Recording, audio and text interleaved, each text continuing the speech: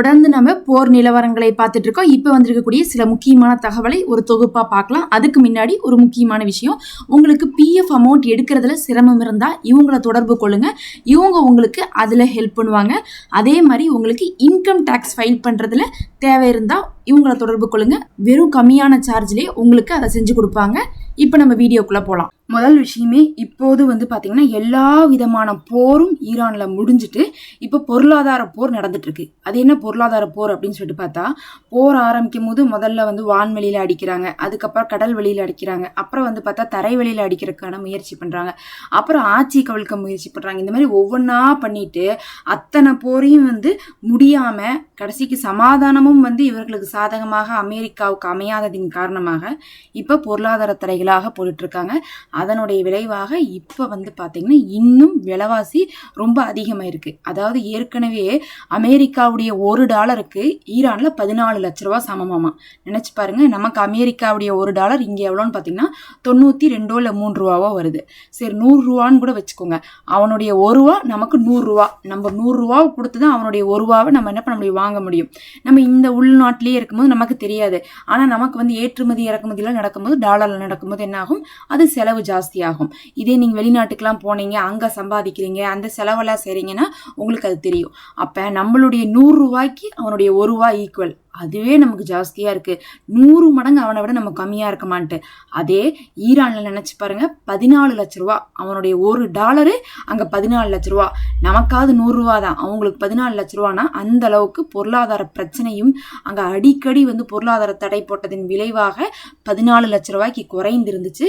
அதை உயர்த்துங்கன்னு சொல்லிட்டு முஜ்தபா கொமினி அவர்கள் பெசக்சியான் அவர்களிடத்துல கூப்பிட்டு கடைசியாக கூட பேசினாங்க. ஏன்னா அதுதான் இப்போ பிரச்சனை.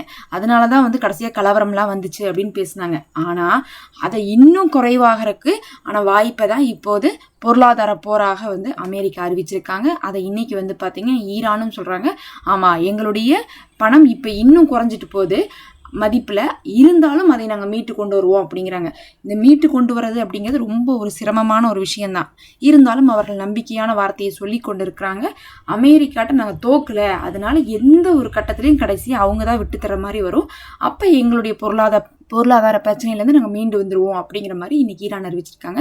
மக்கள் இதை எப்படி பார்க்க போகிறாங்கன்னு தெரியல. ஏற்கனவே அதனால தான் ஒரு மாதிரி கலவரம்லாம் வந்துச்சு. இப்போ மறுபடியும் காசு ரொம்ப குறைஞ்சிக்கிட்டு போயிட்டுருக்கு. இதை யூஸ் பண்ணி மறுபடியும் ஏதாவது ஒரு கலவரத்தை ஏற்படுத்த முடியுமான்னு சொல்லிட்டு இஸ்ரேலும் அமெரிக்காவும் எதிர்பார்த்துட்டு இருக்காங்க. ஏன்னா அவங்களால நேரடியான போரை செய்ய முடியல.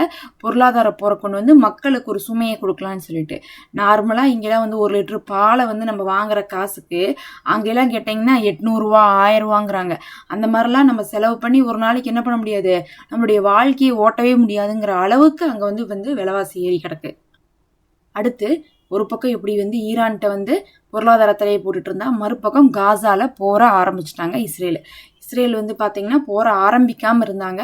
ஆனால் வெளியும் வராமல் இருந்தாங்க. எல்லோ லைன்லேருந்து என்ன பண்ணல, வெளியே வரல.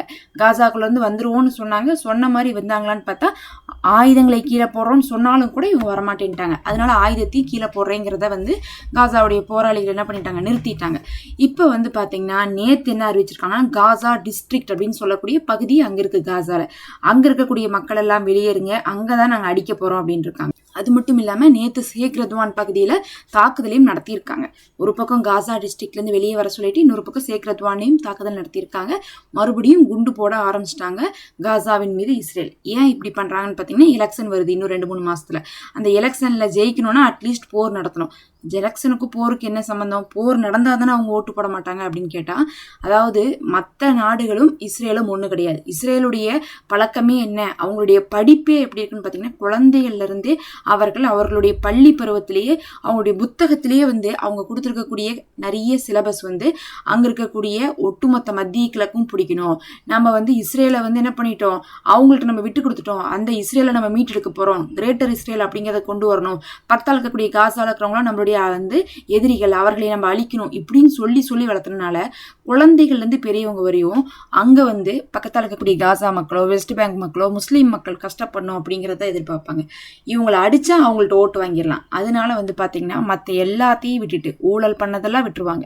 காசாவை தாக்கிட்டு இருக்காங்கன்னா நெதன்யாவுக்கே ஓட்ட போட்டுருவாங்க. அதனால நெத்தனியா வந்து இப்போ பார்த்தீங்கன்னா போற ஆரம்பிக்கிறாரு. இப்போ வந்து காசாவில் வந்து குண்டு தாக்குதல் பண்ணுறது இது எந்த விளைவுக்கு கொண்டு போகும்னு தெரியல. ஏன்னா இன்னும் ஆயுதத்தை கீழே போடல அங்கே இருக்கக்கூடிய போராளிகள். ஒருவேளை அவங்க திருப்பி அடிக்கிற கூட வாய்ப்பு இருக்குது, பார்க்கலாம். இப்போ வந்து போர் அப்படிங்கிறது கிட்டத்தட்ட வந்து மறுபடியும் காலி பண்ணி சொல்லி லெபனானில் அடிக்கிற மாதிரி அடிச்சிட்டு இருக்காங்க. போர் அப்படின்னு சொல்லிட்டு நேரடியாக போரா வந்து ஆரம்பிக்காட்டினாலும் காலி பண்ணி சொல்லிட்டு அடிச்சிட்டு இருக்காங்கன்னா திருப்பி காசாவுடைய போராளிகளும் அடிக்கிறதுக்கு வாய்ப்பு இருக்குது அப்படிங்கிறது இன்றைய வந்த தகவலாக இருக்குது. அடுத்து அமெரிக்காவுடைய இராணுவ தளபதிகிட்ட இப்போ ட்ரம்ப் கேட்டிருக்காரு, மறுபடியும் இன்னொரு போர் ஆரம்பிக்கலாமா, இப்போ நல்ல நேரம் தானா அப்படின்னு கேட்டதுக்கு அப்படிலாம் ஒன்றும் கிடையாது, இந்த தடவை போய் ஆரம்பிச்சிட்டிங்கன்னா அதோட முடிஞ்சு, ஏற்கனவே நாங்கள் அறிவித்தோம் ஈரான் மேலே கை வைக்கிறது நமக்கு வந்து சாதகமாக இருக்காது, நீங்கள் வந்து ஒரு புதை குழியில் மாட்டுவீங்கன்னு சொன்னோம்.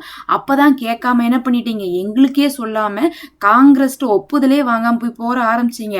கடைசியில் என்னாச்சு, உங்களால் போரையும் முடிக்க முடியல, அதுக்கப்புறம் வந்து சமாதானத்தையும் வந்து உங்களுக்கு விருப்பப்பட்ட மாதிரி கொண்டு வர முடியாம தானே இப்போ நீங்கள் தவிச்சிட்டு இருக்கீங்க. இப்போ கடந்த 1.5 மாசமாக போர் நடக்குதா இல்லையான்னு கேட்டாவே யாருக்குமே தெரியாது. நடக்குது, ஆனால் நடக்கல, அப்படி இருந்துட்டு இருக்கு. காரணம் என்னன்னா இவங்களால ஒரு சண்டையும் போட முடியல, சமாதானத்தையும் கொண்டு வர முடியல. அப்படி ஒரு நிலைமையில இப்போ அமெரிக்கா மாட்டிருக்கு. மறுபடியும் போய் போர் செய்யட்டுமான்னு கேட்டிங்கன்னா அப்படி என்ன அர்த்தம்னு சொல்லிட்டு இன்னைக்கு இராணுவ தளபதி வந்து எடுத்து சொல்லியிருக்காங்க, ஈரான் தான் ஜெயிச்சிருக்கு இந்த போரில், ஈரான் தான் இனிமேலும் ஜெயிப்பாங்க, நீங்கள் அங்கே போனீங்கன்னா மத்திய கிழக்கூடிய புதை குழியில மாட்டிப்பீங்க, அதுலேருந்து அமெரிக்காவை மீண்டெடுக்க முடியாது. கண்டிப்பாக அடுத்து வரக்கூடிய எலெக்ஷன், இந்த 3 மாசத்துல வரக்கூடிய எலெக்ஷன்ல இடைத்தேர்தலில் நீங்க தோக்க போறீங்கன்னு சொல்லிட்டு ட்ரம்ப்புக்கு அட்வைஸ் பண்ணியிருக்காங்க. அதனால ட்ரம்ப் மறுபடியும் என்ன பண்ணிட்டாரு, இந்த தடவை போருக்கு போனா நம்ம மறுபடியும் வந்து சிக்கதான் செய்வோம் அந்த புதைக்குழிலன்னு சொல்லிட்டு போர் செய்யறதை விட்டுட்டு சமாதானத்துக்காக பாகிஸ்தானுடைய முனீர் அவர்களை வந்து என்ன பண்ணியிருக்காங்க, பேச்சுவார்த்தை காமிச்சிருக்காங்க. இராணுவ தளபதி அவர்கள் வந்து என்ன பண்ணியிருக்காங்கன்னா இப்போது ஈரானுக்கு போய் அங்கே பேசுகிறாங்க. இவரு தான் வந்து பார்த்தீங்கன்னா நிறைய விஷயத்துக்கு கிட்டத்தட்ட வந்து இந்த அசீம் முனீர் அப்படிங்கிறவர் வந்து அங்கே இருக்கக்கூடிய பிரைம் மினிஸ்டரை விட முக்கியமானவர்னு சொல்லலாம். அவர்கிட்ட கூட வந்து ட்ரம்ப் பேச மாட்டார், ஆனால் இவர்கிட்ட தான் பேசுவாங்க, இராணுவ தளபதிகிட்ட தான். இவர் தான் வந்து அமெரிக்காவுக்கு ஃபேவராக நிறைய விஷயத்த செஞ்சும் கொடுத்துருக்காரு. இப்படி இருக்கக்கூடிய நிலைமையில இப்போ வந்து ஈரான்கிட்ட பேச்சுவார்த்தைக்கு அனுப்பியிருக்காங்க.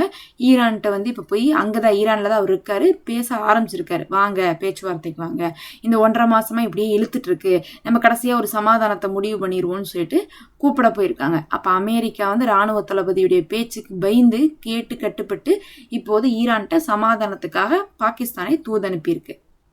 ஆனால் பாகிஸ்தான் வெளிப்படையாக சொல்கிறதுல என்னன்னா, நாங்கள் நல்லது நினச்சி நாங்களா போய் தான் அவங்கள கூப்பிட்றோமோ தவிர எங்களை அமெரிக்காவை அனுப்பவும் இல்லை, ஈரானும் கெஞ்சவும் இல்லை அப்படிங்கிறாங்க.